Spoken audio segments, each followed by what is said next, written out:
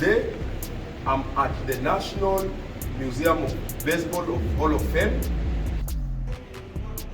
We're actually going to go and introduce you to the very first professional team in baseball. Huh? And that is these men right here. This is the Cincinnati Red Stockings of 1869. They actually won 81 straight games back in 1869. Wow. And they eventually became the Atlanta Braves. Ah, okay. And one of the great names in baseball, of course, is Babe Ruth. There are only 2 rooms in the Hall of Fame dedicated to one player, and this is the Babe Ruth room. He was a great pitcher and became a great hitter. He would go to orphanages and he would go and give gifts. This is a 10-year-old boy who was dying from leukemia. Babe went to see him for Game 4 of the World Series in 1926. He would ask Johnny, what can I do to make you feel better? And Johnny said, Babe, just hit me a home run.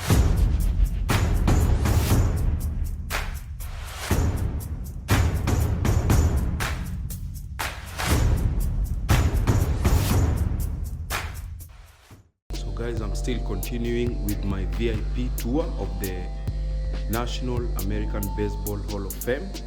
Yeah, so here we are at the women's baseball. This is Diamond Dreams. This is our women in baseball. Yeah. Now, a lot of people think that women only played during World War II. That was not true. The Women's League actually lasts from 1943 to 1954. It lasted for over 12 years. This placard over here shows every single woman who played professional baseball from 1943 to 1954. It was a very successful league. Okay. So over here we have some of the artifacts from that league, mostly from the Midwest. Of course, they wore skirts. The skirts were meant to try and attract the males for the games. Yeah. Of course, this was during a time when many of the males were over fighting for their country. The very first balls they used were actually softballs. They wanted to make sure that the women could hit the ball and field the ball easily. But then as the men came back from war, slowly the balls got smaller until in 1954, to try to compete with the men, they used a baseball. It wasn't very successful and the league folded in 1954. Ironically, it was the same year the Negro Leagues folded in 1954. Just as the black man was kept out of baseball for many years by the whites, yes, Latinos also were kept out of baseball. Because if any of the Latinos came to the league, just like with the black man, the whites would find out that they would lose their job. But the talent of the Latinos was overwhelming. So this over here shows many of the championships and the teams that were played even back into the 1800s in the Caribbean. Baseball was an extremely popular sport.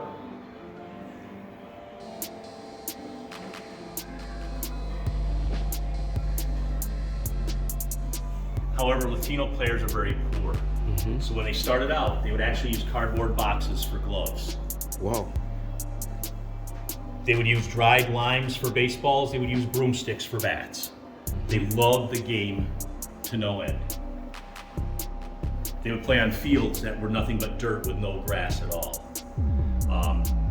However, if they could hit a dried lime with a bat, with a broomstick, it was very easy to hit a baseball with a bat. Now, of course, the greatest of all time was Roberto Clemente. Here's Clemente's jersey from when they honored him after he passed away in 1972. Not only was he a great man, a great baseball player, but a great humanitarian. Of course, on December 31st, 1972, there was an earthquake in Nicaragua. Many of the Nicaraguan people were not getting the correct supplies, food, medicine, water, that was being kidnapped by the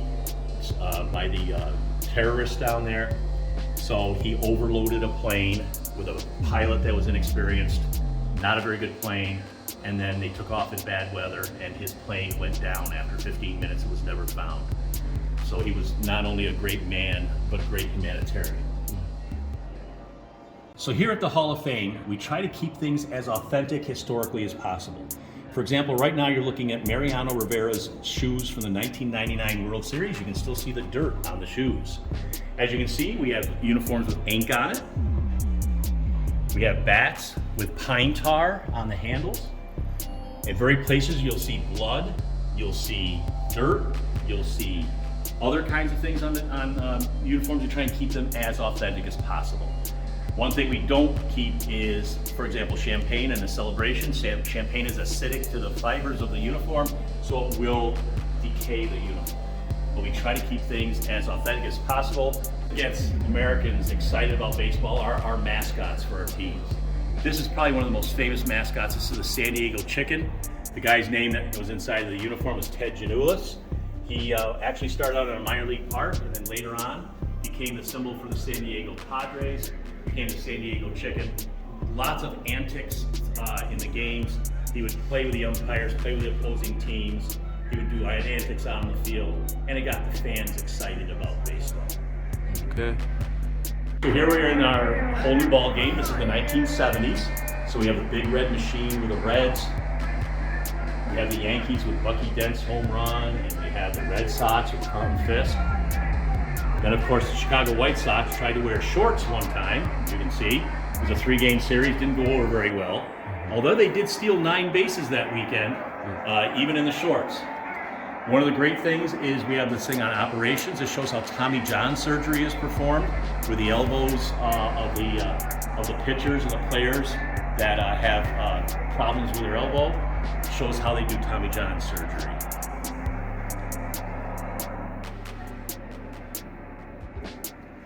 Then we go into the 1980s. The 1980s. The Cardinals with Ozzie Smith, the Astros, their colorful uniforms. That color is actually called Tequila Sunrise after the mixed drink. Here's the famous George Brett Pine Tar bat. And of course, the Tigers, the Mets, and the Red Sox had some great teams in the late 80s. The 90s, that was the decade of the movie. There is the bat from the movie The Natural, which Robert Redford was in. Some of the movies from the 1990s. One of the greatest athletes of all time playing baseball was Bo Jackson. Not only did he play baseball, but he also played football. Tremendous athlete.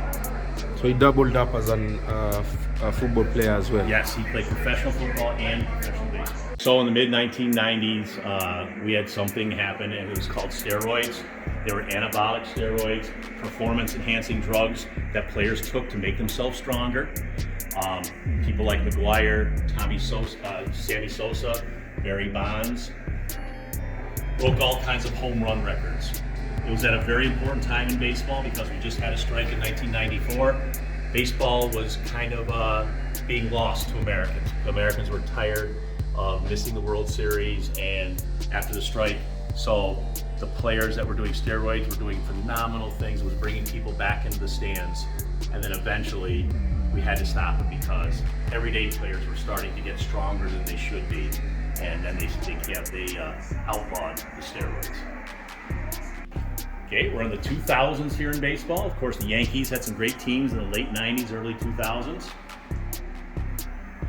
The Boston Red Sox finally stopped this curse of the Bambino, thanks to Curt Schilling and his bloody sock. Ichiro, Japanese-American superstar, 262 hits in one season. That's a major league record today. Wow. Baseball's been marketed in many different ways. You have starting lineup dolls, you have Build-A-Bear Workshop, you have American Girl dolls, Barbie, bobbleheads, cards, autographs, pins, many different ways that baseball is marketed.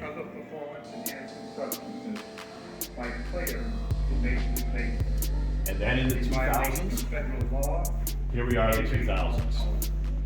Here's one of the most famous moments in baseball history. David Freese hits a home run to keep the Cardinals alive in the 2011 World Series. They literally tear the uniform off of his back, and that's one half of the uniform that is left from that day. Two of the great players today, Miguel Cabrera and Mike Trout, have some artifacts here. The David Ortiz jersey, that was a memorial that was set up at the site of the Boston Marathon bombing, where a few people lost their lives and many people were injured. If you look at the name Ortiz, inside of the name Ortiz are the names of the 2 police officers that were killed by the Tsarnaev brothers on their escape. I saw that on news. It was during a marathon, right? Yes. Actually, a Kenyan won that marathon, so I was watching it live. Wow. Yeah. Amazing. Yeah.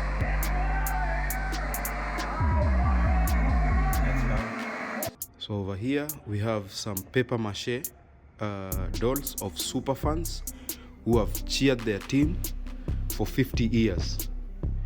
It's really beautiful art right here. You can see they have very good expressions.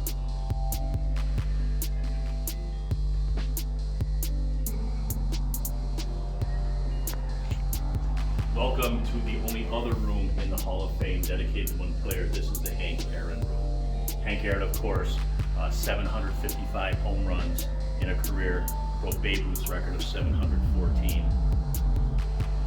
Another example of a great man, not only a great baseball player, but a great humanitarian. Everything that's in our Hall of Fame Hank Aaron room has been donated. In fact, he is one of the few people that have received the Presidential Medal of Freedom that was presented to Hank Aaron from George W. Bush. That is the highest award that a citizen can attain. Of course, it didn't come without some heartbreak.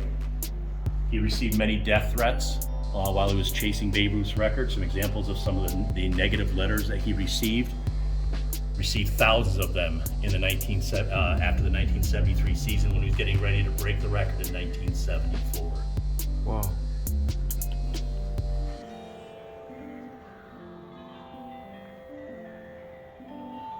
This is his entire uniform he wore on April 8th, 1974, when he broke the record.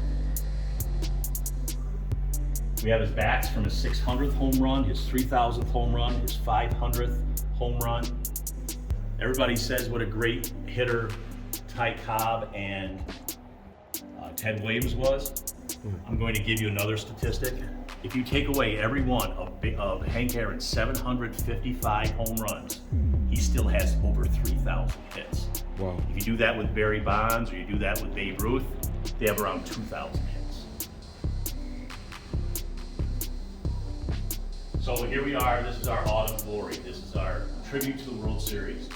This is our large display showing the New York Yankees 27 World Championships that they've gotten over the years, with a monitor for each one of those championships. And we have a replica of the World Series trophy here, which the Yankees beat the Braves back in 1995. Sorry, 96. Okay. Is it made out of gold or? It's not gold. I think it's more bronze. Okay. But the trophies have changed a little bit over the years. So here we have our World Series rings. Now the rings didn't really start becoming rings until 1926. In the early days, they were actually given pocket watches. So you'll see some pocket watches at the beginning. And then the rings started to become a fixture as an award for winning the World Series. As you'll notice over the years, they increase in size. They become more trophies than they do rings. Of course, our final, back in 2020, the Los Angeles Dodgers won. That's their ring. Beautiful.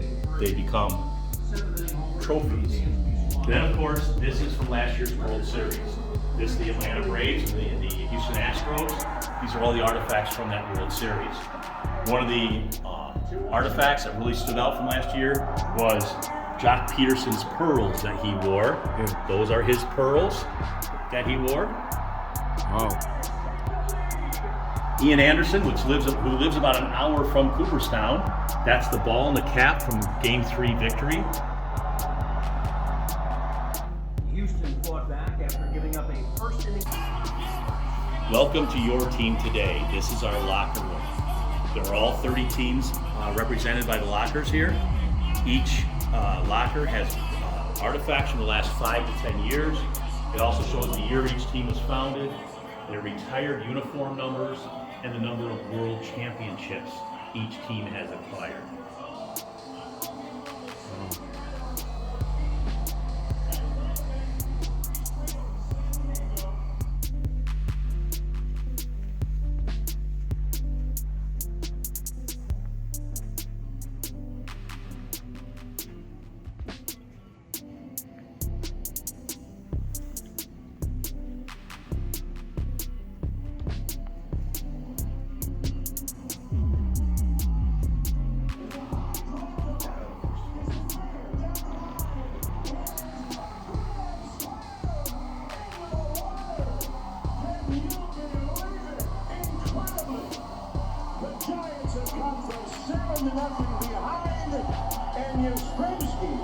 So this time we're going to go into our movie. This is our Generations of the Game. It's a 17-minute movie that most of our guests come and see. It really gets them excited to be here at the Hall of Fame.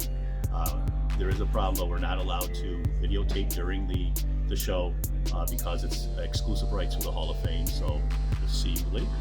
Yeah, my VIP tour of the National American Hall of Fame Museum continues.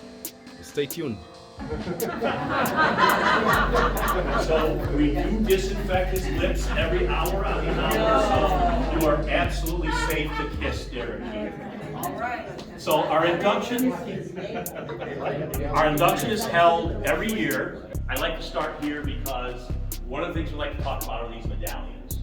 There's 68 medallions throughout the Hall of Fame. That signifies that that Hall of Famer served in the armed forces during a time of conflict. So for example, if I look here at Tris Speaker, it says Department of the Navy, and underneath it says World War I. Now just to let you know, the last Hall of Famer immortalized with that medallion is actually Ted Williams. The person who did not vote for him was an anonymous vote. We will never know who that person was. So let's go over to our very last bird. Guys, I've enjoyed my tour. It was a VIP tour, and now I have some idea why America is crazy about baseball, and it's part of their history, about 150 years in their history. So enjoy this video, give it a thumbs up, share it, leave a comment. Thank you so much as always. Bye bye.